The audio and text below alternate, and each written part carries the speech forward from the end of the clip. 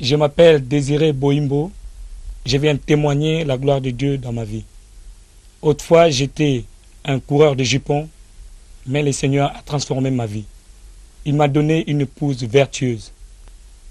J'ai un conseil à donner à tous les couples qui n'ont pas la paix, de mettre au centre de leur foyer Jésus-Christ, car il s'appelle Jéhovah Shalom.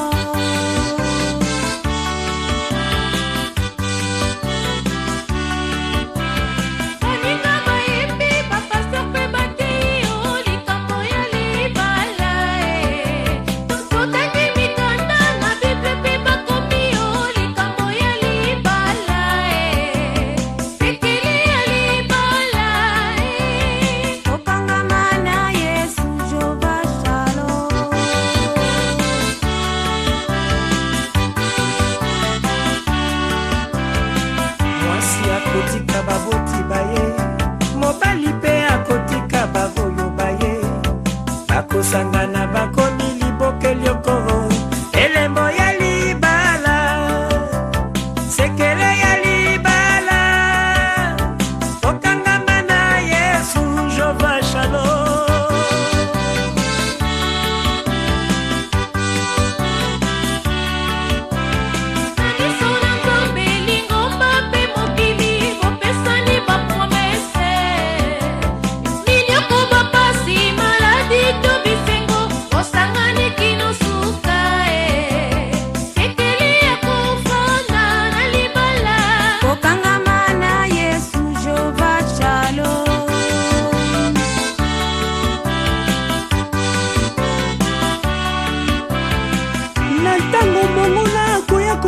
Bino bonela semasia liloba la Nzambe ezwa esika monene na kati ya libala kokangama na Yesu tala kisi ya libala lisatwe